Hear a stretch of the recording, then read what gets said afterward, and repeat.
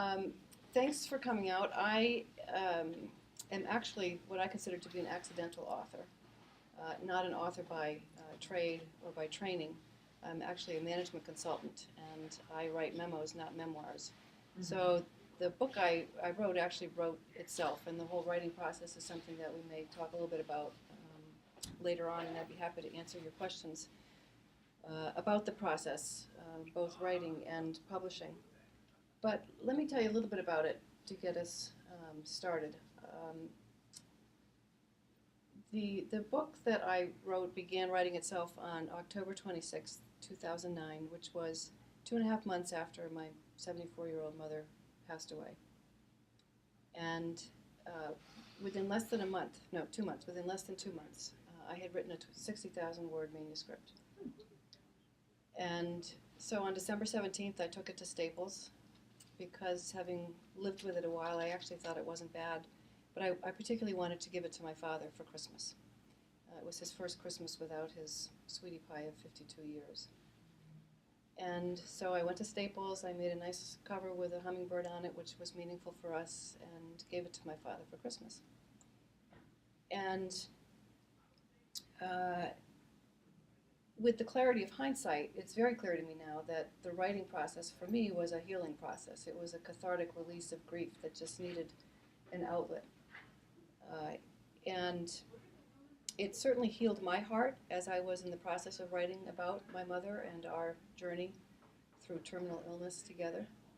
And it pleases me immensely that it's proving to be helpful to people who are encountering their own challenges on life's journey and facing loss.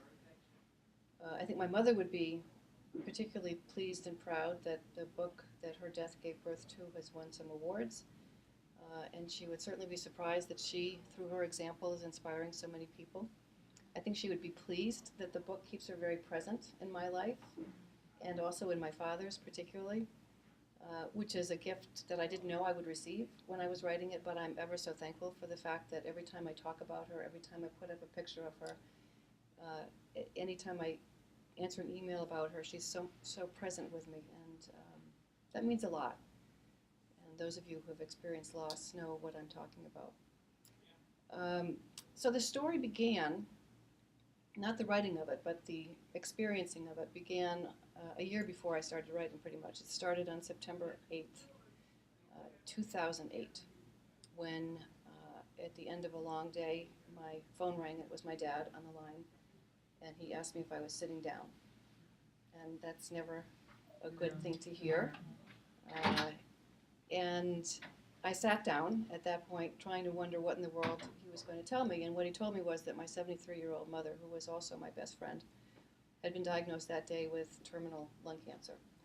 She'd been having ocular problems that were very mysterious and hard to diagnose. And finally, a physician said, let's just do an MRI of the brain to rule anything out. And what they found were 4 tumors that they deemed rather quickly to be metastatic from lung cancer. That was the primary cancer. So I was very glad to be sitting down when that news was delivered because it shook the earth beneath me. And if any of you have experienced terminal illness in your family or in your life, you probably will know what I mean when I say that I went straight to grief. I mean, that news hit me and I went right to grief. I went to that moment where I was without my mother. My dad was a widower, struggling to figure out how to turn the stove on. It's called anticipatory grief, which I've learned subsequently, but that's where I went directly. And it was not a good place to be. And thankfully, what happened within 48 hours of that call from my father and my premature grieving was an epiphany. I mean, that's what I call it. I woke up in the night with a thought. And just to set the stage, I'll read you a couple of pages from the book that talk about that epiphany. I should also say that after getting the news, the next day I went to a bookstore. You know, we need answers, don't we? When something inexplicable and challenging hits us out of the blue, we need to know how to deal with it. And I certainly had no clue, and I figured somebody had written the definitive book, and there is no such definitive book. I ended up buying a book of poetry, which I highly recommend. It's an anthology edited by Garrison Keillor called Good Poems. And I bought it as a gift for my mother. I didn't find an answer for me, but I found a gift for her. She loved poetry. And it was a book that actually meant a lot to us during our last year together, and that meant a huge amount to me after she died. The poems really spoke to me, and in fact, there are many poems in the book. I had to chase down the publication rights, including the estate of Edna St. Vincent Millay, because I really wanted to include that poem. Anyway, poetry was really powerful, and if you're looking for a good anthology, good poems by Garrison Keillor. But this is a little bit about the epiphany that hit me.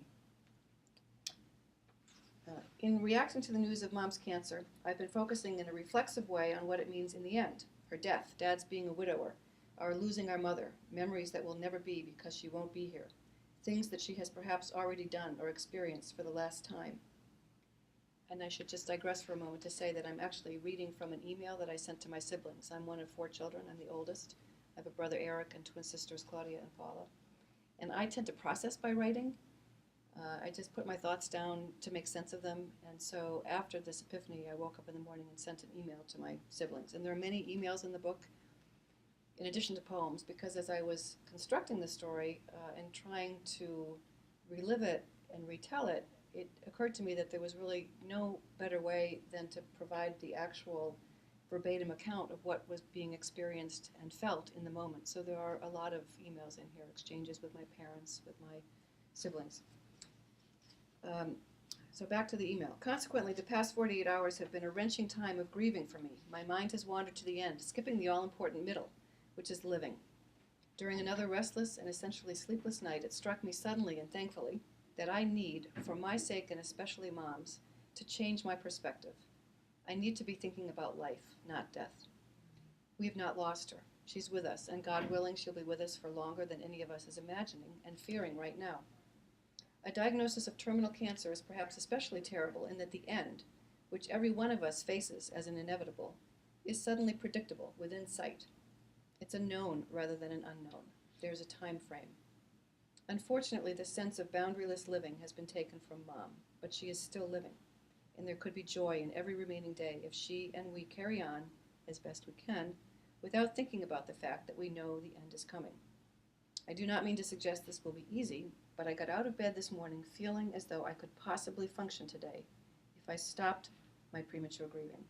She is alive, and she does not want any of us, herself included, to be glum, as she put it. She's got more living to do before she dies. Yesterday I told Joe I could not imagine how I would be able to carry on in a manner that felt even remotely like as normal, but I realized this morning that I must, and I must do so in a way that feels and is authentic, not forced or fake. That means being fully in the moment. She needs to embrace life, and we do, for her and with her, for Dad and with Dad. We need to grill on their deck and celebrate autumn fields as such a great place for them to be. We need to play hearts. We need to recommend a good book. We need to share happy news of our children with her. And we need to consult her when we face challenges and need her shoulder. We need to make plans, not long-term plans necessarily, but plans that look beyond today and tomorrow. We need to do ordinary things because they are the things we would ordinarily do with her in our lives. We need to try to help her live before we inevitably find ourselves helping her die. And then I went on and on and on that subject. But the point was I had found my reason to live. And I had found a purpose, and I had found a way to cope. And I had found a strategy that actually resulted in the most extraordinary year for our family. It was filled with joy. It was filled with laughter. It was filled with love. And most of all, it was filled with life. And my mother called it a magical year, and it truly was. And even as we knew how the story was going to end, we felt we were still writing the chapters of her life and our lives, and that's how we addressed things. And we were so effective, in fact, that about 7 months after the diagnosis, my brother pulled me aside and said, "Linda, you should write a book, and you should call it Living While Dying." And at the moment, I appreciated but sort of dismissed his thought as being just an appreciative gesture from a brother who knew that I was really invested in this strategy. I lived closest to my parents. I was only a half hour away from them. I was spending a lot of time there. And he was grateful for that, as were my sisters.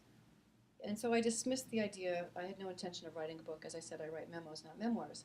But after my mother died, I believe that the seed my brother planted was watered by my tears, because as I would drive around, chapter headings would pop into my head, or as I would lie awake at night, suddenly a paragraph was forming.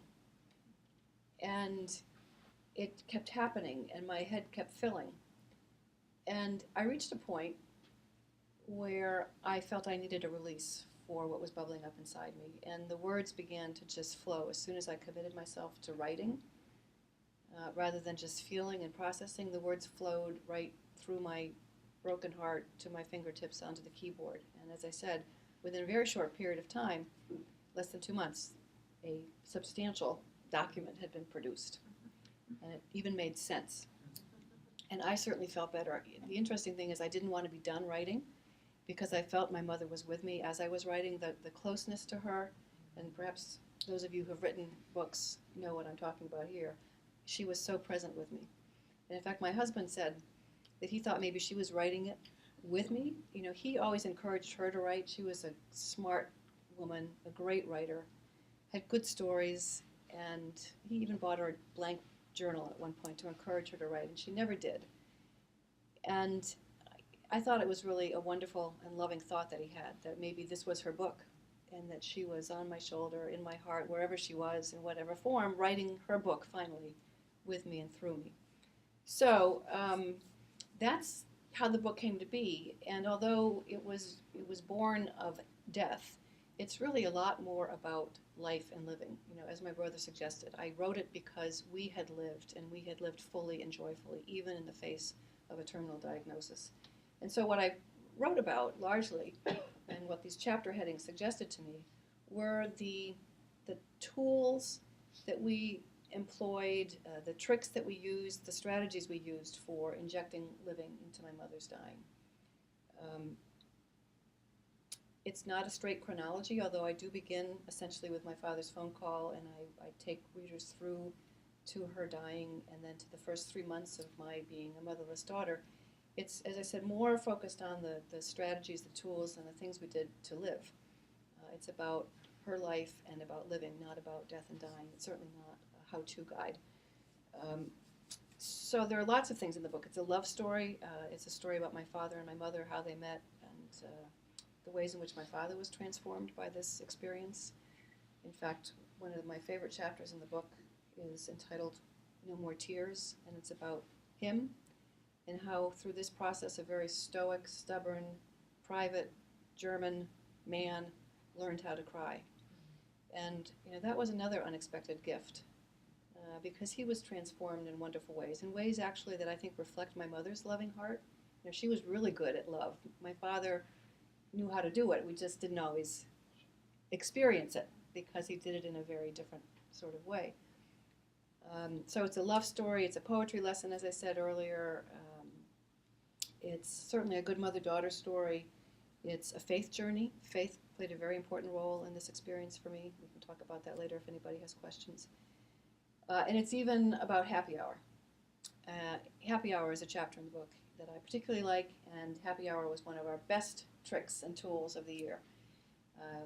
And I'm going to share a little bit with you about it. And we've kept up happy hour even after my mom's death, for reasons that are sort of self-evident. So if you'll indulge me, I'm going to read another chapter, or a little bit of a chapter out of Happy Hour. Looking back on the year and a day following Mom's diagnosis, and thinking about why this time was filled with so much happiness despite miserable circumstances and poor prognoses, one thing comes immediately to mind: happy hour. Happy hour became one of the signature events and defining experiences of Mom's magical last year. It became something akin to either religion or addiction. We practiced it faithfully, and we experienced withdrawal if we went too long without it. Happy hour, and sometimes just anticipation of happy hour, lifted our spirits when they needed lifting. And when didn't they need lifting? Happy hour could be plugged into any or every day if we felt like it. We needed happy hour. We didn't need it in the way an alcoholic needs his drink. We needed it because on the inside, none of us was happy. We were heartbroken, because we knew Mom's days and thus happy hours were numbered. Happy hour came to be an oasis of joy in a desert of despair. Even on what were bad days for Mom, we could manage to have a happy hour or two. sitting around the living room fireplace or the patio table and just being together, talking, sharing, and always finding reason to laugh and feel happy, authentically so. We did not have to manufacture or fake happiness. Happy hour did not command happiness. It permitted happiness. Happiness just happened. I introduced happy hour very early in the year, as soon as I began spending days in Enfield with my mother while Dad worked at the hospital.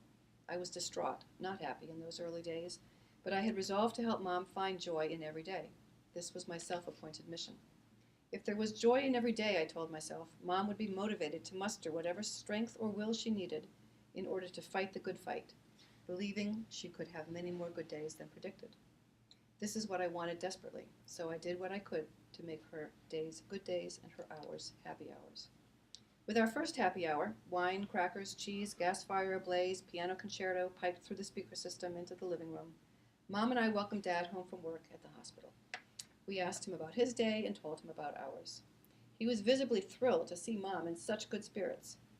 In the days and weeks that followed, I believe he, more than anyone else, looked forward to happy hour. He would walk through the door from work and know it had been an okay day for his sweetie pie, if she was in good enough shape to be sitting in the wing chair next to the fireplace, or out on the deck waiting for him to join us and tell us about his day. Happy hour was something to look forward to later in a day that might not have started too well. It was something to do on days that for Mom were no longer filled with much activity or excitement. Mom could still do happy hour, even when she could not do much else. There were days when Mom did not get out of bed or dressed except for happy hour. On those days, I think she motivated herself for Dad's benefit largely, because she knew he used happy hour as a barometer to gauge how well she was doing, and she knew how much these moments of celebrating life meant to him. Eventually, we extended happy hour to days of the week when Dad was not working. We did not need his coming home from work as an excuse to uncork a bottle of wine and pull out the Triscuits and Cabot cheese. Dad started buying Triscuits in volume whenever they were on sale. He was delighted whenever Big Y promoted Cabot cheese with a special offer. Buy one, get two free.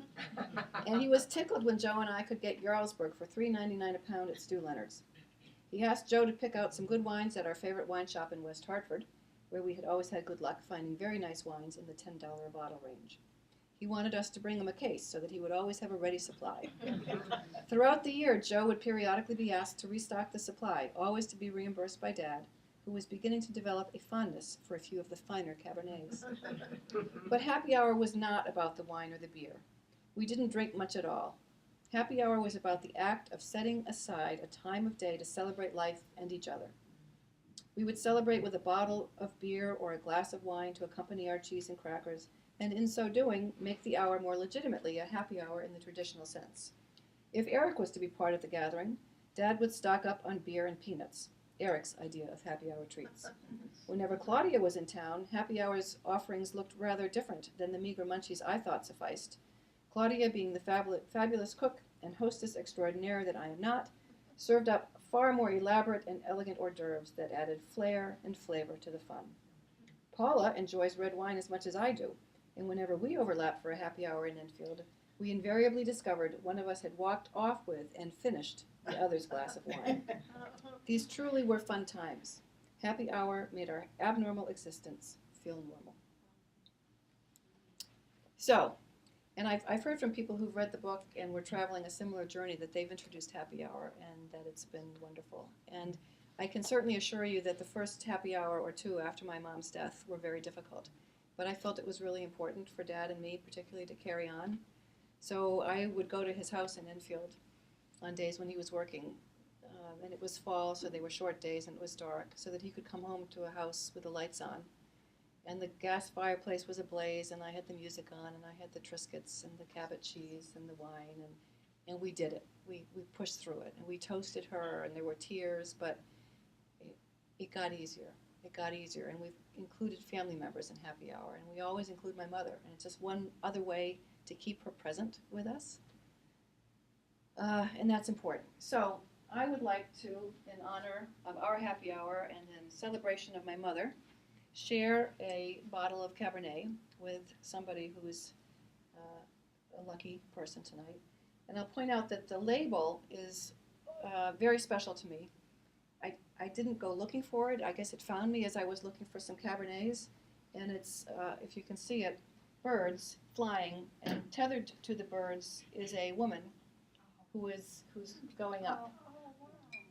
And one of the birds is even highlighted in red. I cannot tell you how, I won't say I freaked out, but I was moved when I saw this, and I bought a case. And another one of my absolutely favorite chapters in the book, and it's certainly perhaps the most spiritual, is a chapter entitled The Birds. I had the most extraordinary and impossible to explain experience with birds after my mother died, after her celebration of life. And I won't give it away, but this could be a depiction of my mother or any loved one ascending to heaven. So I'd like to give this to somebody whose birthday is close to my mother's, and her birthday is October 24th. Anybody? November 10th? That's pretty darn close. Yeah. October 14th. Oh. Wow. He wasn't going to say anything. Quick math, but I think you've got her Yeah. beat. Oh, yeah. Yeah, that's just 10 days. October 14th. October 14th? Great. You know, I failed to mention my mother's name. Yeah. Nan. Nancy Saxa, my mother's name. So this is in honor of Nan. Think of her and toast somebody that you love. Thank you very much. You're welcome. Enjoy. So, grief stinks, but I'm happy to report that I got through it and I emerged on the other side filled with gratitude. And that's the emotion that I feel far more profoundly than grief. The grief doesn't go away. It ebbs and flows. It takes different shapes. I didn't know how I would feel as I began to feel better, but what I felt was grateful. And maybe that's my mother's doing. She chose quotes for her memorial card, and one of them was a quote from Thornton Wilder, and it is, "The highest tribute to the dead is not grief, but gratitude." And so I'm reminded of that, and when I feel grateful, I think of her and her wishes. And among the things that I'm grateful for, believe it or not, are the really unexpected gifts associated with a terminal diagnosis. That may seem counterintuitive. How could that ever be a gift? And certainly when I got the news of it, it felt like anything but a gift. But what I came to realize as I lived through it and then as I reflected back on it is that it provided many unexpected opportunities. Among them, the opportunity to eulogize a loved one while she was still with me. I wrote her obituary while she was alive. And in fact, soon after she was diagnosed, as I think is typical, she and my dad went into, okay, we got to take care of business, check off the things on the list. And one of them was obituaries. And they had prepared obituaries, and when I was given hers to look at, I thought it was utterly unacceptable. Because, not that anyone asked my opinion, but it was skeletal. It wasn't her. It was an accounting, but it wasn't who she was. And so I rewrote the obituary, and I put the heart and the flesh on the bones. And in a way, that was a gift I was able to give to her. It was one of the most difficult moments I had during the year when I finally had to share it with her. I didn't want to because it seemed as though I was acknowledging the inevitable, and I knew it would be very difficult to have her read what I wrote, but it was, I think, the most intimate moment we shared, one of the most intimate moments. But in that moment, she knew how I felt. And throughout the year, she knew how her loved ones felt about her. And, we've all heard tell of, people who regret, or they walk out of a funeral thinking, gee, why didn't people tell her that while she was still alive? Or we've regretted it too. We've spoken in memorial services and perhaps driving home thought, gee, why didn't I tell him that's how I felt when he was still here to hear what I felt? So that was an unexpected and beautiful gift, the chance to really make sure that somebody knew how much she was loved while she was alive. The opportunity to give my mother a good death, as a friend put it. I was able to be part of birthing her into death the way she birthed me into life. When she was diagnosed, friends said to me, oh, it's going to be the most beautiful thing. And I thought, no, it's not going to be the most beautiful thing. This is the worst news I've ever experienced, and I'm going to go through the most painful, horrible, sad thing ever. But it was beautiful in ways that I couldn't imagine. So the chance to give someone a good death is a gift, and it's something to be grateful for. The chance to leave nothing unsaid, the chance to say goodbye was a gift. And the opportunity to look back and say, I have no regrets, that's a good thing. Perhaps it's of interest to you that 5 days before my mother, who was terminally ill for almost a year, died, we got a call from my husband Joe's mother letting him know that his father had had a massive stroke. And he was able to drive to the Cape, Labor Day Friday, and get there, Cape Cod Hospital, in time to join his mother and sister in the decision to take him off life support. So within the span of less than a week, we lost 2 parents, my 3 children lost 2 beloved grandparents, and we experienced 2 different kinds of death, which led to 2 different kinds of grief. My mother-in-law had a very different grief than my father had. She had not had a chance to say goodbye. There were things left unsaid. There were some regrets. Is either one better or worse? Is either one easier or more difficult? I don't know, because death and grief are difficult no matter how it's experienced. But from my perspective, I feel grateful that I was able to have that last year with my mother, as painful as it was, as excruciating as it can be to anticipate the end of a story. Another thing that I'm grateful for is to have been able to play the caregiver role without feeling that it was a burden. And I know that for many it is a burden. I was lucky that I am my own boss, so I didn't have to negotiate with, plead with a supervisor who didn't understand why I needed to spend time the way I was spending it. I was an empty nester. My youngest child went off to college that September that my mother was diagnosed. I didn't have young children who were pulling at my pant legs and demanding my attention all day long. That was lucky. I have a wonderful husband who was supportive of me and said, of course, go spend days away from home taking care of your parents. Go. You need to be there. I understand. And unfortunately, not all spouses are that understanding or as giving. So, I'm filled with gratitude for that, too. And I had siblings who were very supportive. I know from hospice and other sources that oftentimes families are at their most dysfunctional under stressful circumstances such as this. And we were so fortunate that we understood each other, we were patient with each other, we respected each other. Each one of us had slightly different ideas and approaches and emotional reactions, but somehow it worked, so I'm grateful for that too. And finally, what I'm grateful for is hospice. And I want to take just a few minutes before I throw it open for conversation and questions to talk about hospice. I'm particularly thankful to the hospice spiritual counselor who relieved my mother of the burden of thinking she was a burden to her family. And the last section that I want to share with you is about that. And then I'll talk more about hospice.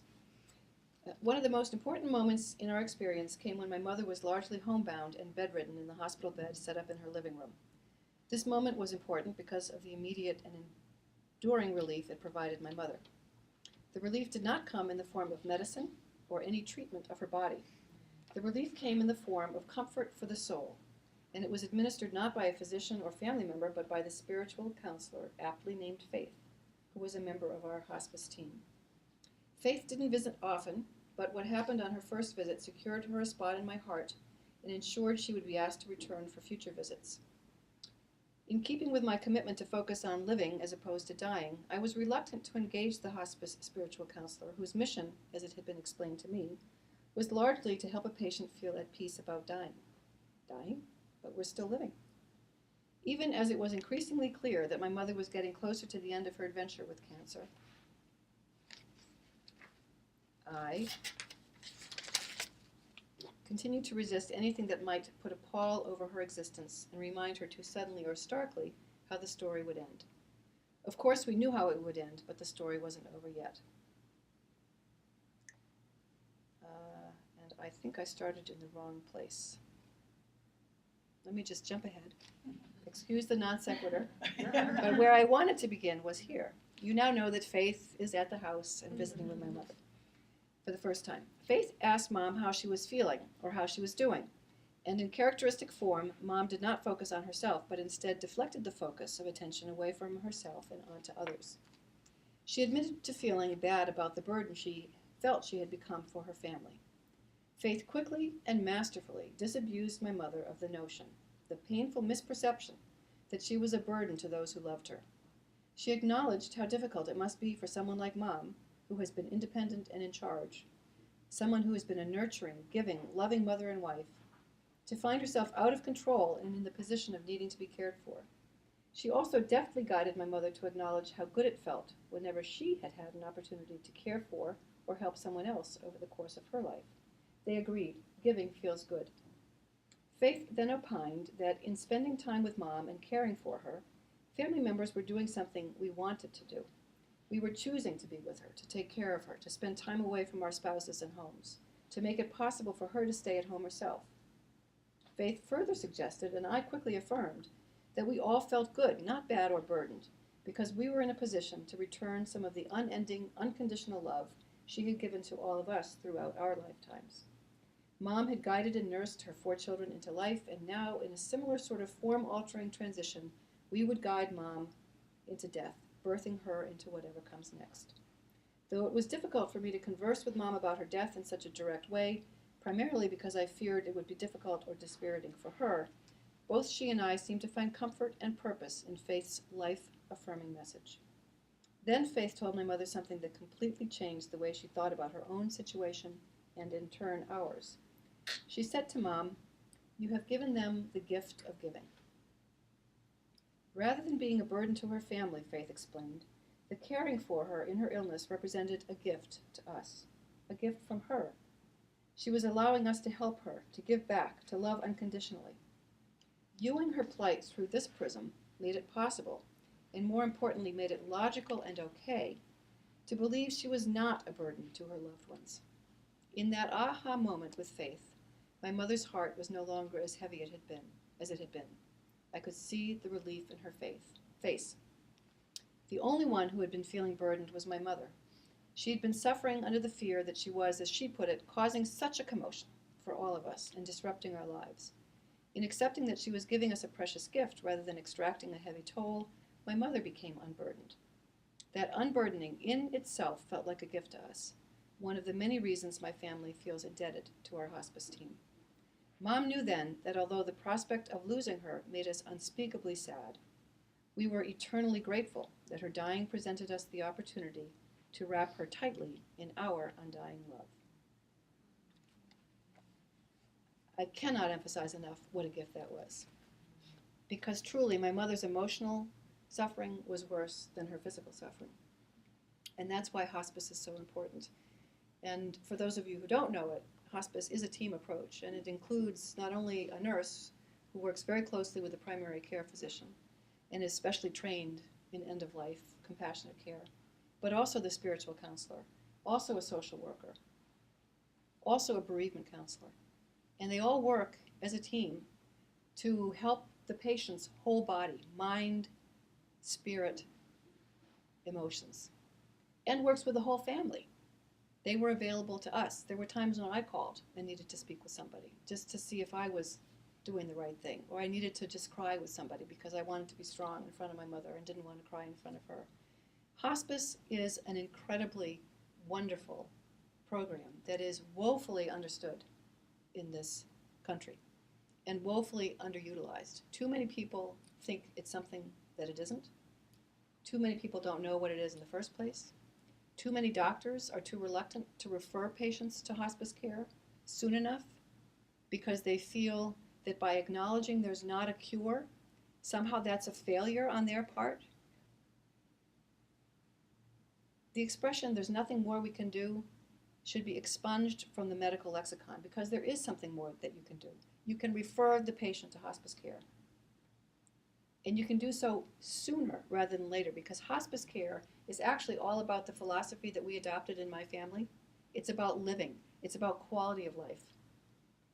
when we were first referred to hospice, the nurse came to my house, or my dad's house, and met with him and me. And my mother had been in the hospital after having seizures that really signaled she had turned a corner to a more grave situation. And so during this intake interview, I proceeded essentially to lecture the nurse about our philosophy. We brought her home to live, not to die, and I went on and on and on, as a first daughter can do.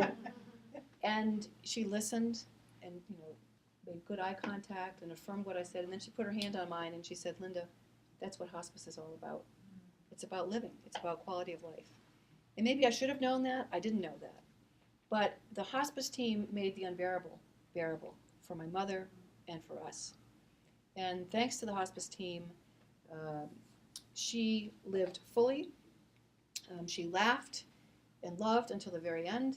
And when the end came, she was with family.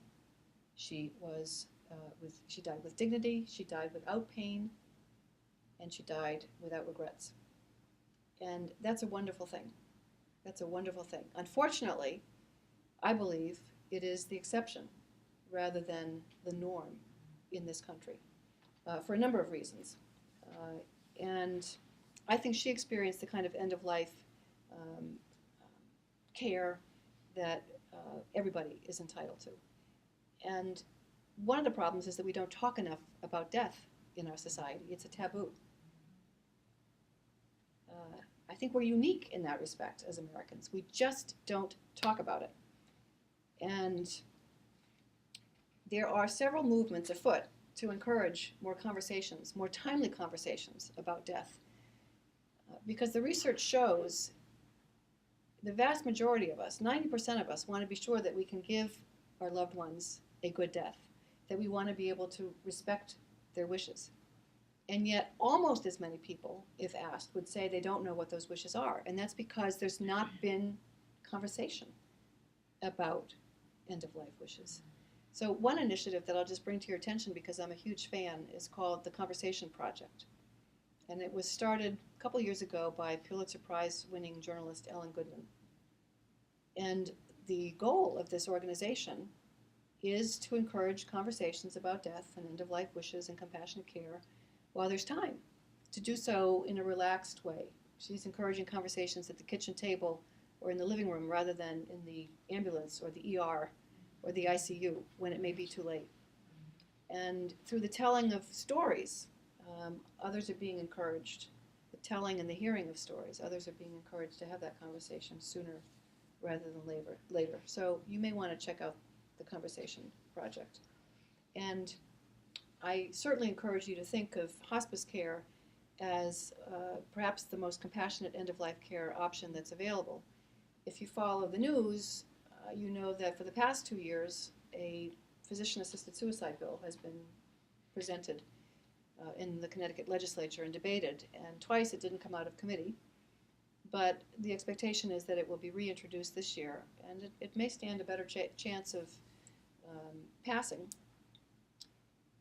I was asked to testify at the hearing in the previous 2 years, not because I wanted to advocate for or against physician-assisted suicide. I chose not to do that. What I chose to do was to advocate for hospice care and greater awareness about hospice as a compassionate end-of-life option that is patient-centered, patient-directed, and takes care of the whole person. So I told my story of hospice, and I've been spreading the hospice gospel, if you will, out of gratitude for the team, for the care that we received. As I said, too few people know what it is. Too many think it's something that it isn't, and too few are experiencing the kind of care that my family was fortunate enough to receive. So in closing, I just do want to say a little bit about my mother, Nan. In her last year, as one person told me, she was a warrior for hope and love. And I wrote that down because I thought it was such a wonderful way to describe my mother, a warrior for hope and love. But she was so much more than that. She radiated joy, she loved life, she was smart, as I said, she loved unconditionally and abundantly, and she died too young. She was 74, as I said a little bit earlier. And she really would be stunned to know how many people have been inspired by her example of grace and courage. And one of the other lessons that I've taken away from this relates to how we live life. And I do think that death teaches us a lot about life, and specifically how we should live life and what we might want our legacy to be. And my mother was always very impressed with my resume and very proud of the things that I had accomplished and that could be put on a resume. But as I reflected on her life and my life, it became very clear to me that I wanted an obituary like hers. I wanted to be remembered the way that she will be remembered, for the way she loved, for the way people loved her. Her legacy is a legacy of love. What I realized was that while she wanted to be more like me, I wanted desperately to be more like her. And I have tried so hard since her death to live and love the way she did, so that I stand a chance, perhaps, of being remembered in the way that she was, for the good person she was, with the big heart. So to close, I'm going to read a poem from the book that is actually the source of the title. You may remember at the beginning of my talk, I said my brother had suggested I write a book and call it Living While Dying. And in fact, when I finished the manuscript, I used essentially that title, although I added a few words. It was a year of living, a year and a day of living while dying. That was the name of my manuscript. And if time permits, and you want to ask the question, because I know you're writing the book, I'll tell you how I changed it and why I changed the title to When All That's Left of Me Is Love. So I'd like to read one poem, and then we'll wrap it up. And this is an anonymous poem, so I cannot give credit to its source.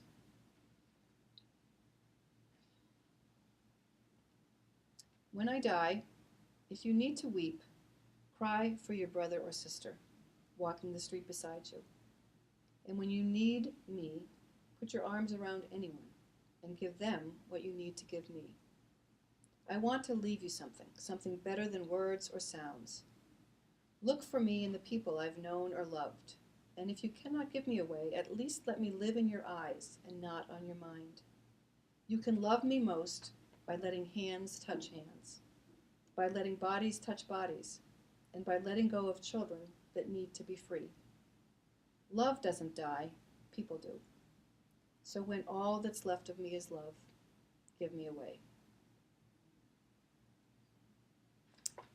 So all that's left of my mother now is her love, the love that we shared. And I believe that the undying love of those that we lose continues to live in us and through us. And that she is still loving me through my loving of others. And I'm sharing her with others when I share my love. So I found great inspiration in that poem, not just for the title of my book, but for the way that I live. And her love lives. She lives in my heart. So thank you for listening to my story, a little bit of it, in whatever time remained, and I have no clue because they didn't tell me when to wrap up. It's 1:15, so I can stay as long as anybody wants to, but I'd love to get comments or questions.